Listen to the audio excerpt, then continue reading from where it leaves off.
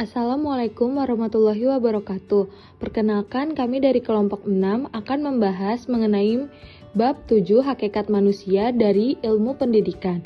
Adapun anggota dari kelompok kami yaitu Kalia Zivana, Cynthia Sakina Zahra, Dewi Nurholis Majid, Gina Safira Claudia. Selamat menyaksikan. A. Pendahuluan. Pedagogik adalah suatu hal mempersoalkan tentang manusia. Beberapa hal yang ditanyakan berupa manusia yang bagaimanakah yang akan dihasilkan pendidikan. Apa hakikat manusia itu termasuk eksistensi manusia? Mengapa manusia berbeda dengan hewan? Manusia merupakan bahasan yang cukup kompleks karena banyak dimensi yang terkait dengannya. B. Eksistensi manusia. Manusia merupakan makhluk yang dianugerahi oleh Tuhan berupa emosi, imajinasi, akal, dan daya cipta intelektual. Berdasarkan anugerah kemampuan tersebut, manusia dapat menemukan berbagai penemuan ilmu pengetahuan, dapat menciptakan berbagai kebudayaan yang pada akhirnya dapat memberi kemampuan kepada manusia yang disebut foresight ability, yaitu kemampuan untuk mengantisipasi atau meramal kejadian pada masa mendatang. Menurut Martin Buber, seorang filosof mengatakan bahwa hakikat kemanusiaan adalah karena adanya manusia yang lain. The essence of man is a man with a man. Yang kedua, menurut Kierkegaard berpendapat bahwa manusia disebut manusia bila berhadapan dengan Tuhannya. Filosof lainnya seperti René Descartes mengatakan bahwa saya berpikir, oleh karena itu saya ada. (cogito ergo sum). Menurut John Locke, dalam teorinya, tabula rasa, manusia dilahirkan seperti kertas putih dan kepribadiannya tergantung dari coretan-coretan yang diberikan manusia lain pada kertas tersebut. Yang terakhir, William Stern menyatakan bahwa manusia lahir dengan potensi atau di posisi tertentu, yang melalui belajar potensi tersebut diubah menjadi kemampuan nyata. Setiap manusia lahir dengan potensi, namun untuk mengaktualisasikan potensi tersebut, manusia perlu mendapat bimbingan dari lingkungan sekitarnya. Sejarah membuktikan ketika itu seorang manusia yang dibesarkan oleh seekor serigala di hutan di daerah Amerika Latin. Selama 12 tahun lamanya, si anak hidup di dalam hutan yang jauh dari kehidupan manusia. Apa yang terjadi terhadap perkembangan si anak? Apakah potensi kemanusiaannya berkembang? Ternyata potensi kemanusiaan yang sejak lahir dimilikinya tidak berkembang seperti layaknya manusia normal. Dia berjalan dengan kedua kaki dan tangannya merangkak seumur hidupnya karena tidak ada yang mengajarinya berjalan seperti manusia. Pada umumnya perkembangan anak tersebut terhambat baik dalam bahasa, motorik, tingkah laku, dan kebiasaan. Dapat disimpulkan bahwa eksistensi manusia akan berkembang jika terjadi interaksi dengan lingkungan yang mendukung. C. Ciri manusia. Manusia merupakan makhluk individu dan sekaligus makhluk sosial. Manusia senantiasa mengalami proses tumbuh dan berkembang. Menurut Stern menyatakan bahwa manusia dalam perkembangannya memiliki dua ciri, yaitu yang pertama, the drive to grow. Piaget menyebut ini sebagai dorongan untuk mengupayakan diri, self-generating. Dorongan untuk mengupayakan diri menjadikan manusia sejak lahir mempunyai tenaga untuk maju, bereksplorasi, dan ingin tahu. Kemampuan tersebut menimbulkan berbagai dorongan manusia seperti dorongan untuk mencipta, the drive to create, tumbuh dan berkembang, to grow and develop, mengubah, mewujudkan diri. Dorongan tersebut sangat esensial untuk membentuk kemandirian manusia. Yang kedua, ada the drive to survive. Dorongan untuk mempertahankan diri sehingga manusia harus mampu mempertahankan kelangsungan dirinya, self-sustaining. Manusia merupakan makhluk sosial yang selalu berhubungan dengan dunia luar. Dalam hal ini, manusia harus dapat eksis dalam kehidupannya. Survive yaitu mempertahankan diri, dorongan yang memberi respon terhadap tuntutan eksternal yang mencakup keluarga, sekolah, dan masyarakat. Hal ini membuat manusia harus beradaptasi dengan lingkungannya. D. Nature dan nurture. Nature yaitu pembawaan, sifat, perangai, dasar, pekerti yang diartikan sebagai sifat dasar manusia yang dibawa sejak lahir yang diwarisi dari ibu dan bapaknya sebagai suatu keturunan. Sebagai contoh, sifat anak-anak bukan merupakan rata-rata dari sifat bapak dan ibunya, tetapi akan dominan pada salah satu sifat dari bapak dan ibunya dan sebagai pembawaan lahir dengan perangai dan dasar perilaku yang beraneka ragam. Nurture adalah lingkungan pengasuhan, merupakan faktor-faktor di luar diri anak yang sangat mempengaruhi individu sejak dan masa hidupnya. Sebagai contoh, setiap orang pasti memiliki sifat yang berbeda. Perbedaan sifat tersebut dipengaruhi oleh lingkungan yang sifatnya eksternal terhadap diri individu. Faktor lingkungan terkait dengan gizi, sarana, cinta, dan keamanan. Perkembangan penelitian genetik menunjukkan bahwa secara umum intelijensi merupakan suatu fenomena genetik. Pada masa progresif, lingkungan berpengaruh sangat luar biasa terhadap perkembangan intelijensi. Hal ini sangat terkait dengan perolehan pengalaman di sekolah.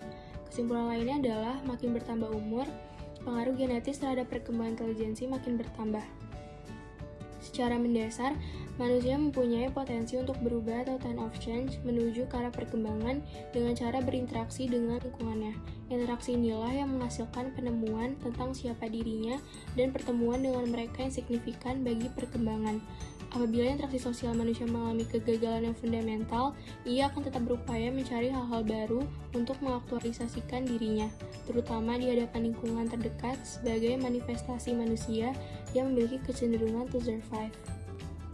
Asas ingin menjadi. Asas ini dipengaruhi oleh perkembangan intelektual manusia. Seorang ahli pengembangan intelektual manusia adalah Piaget.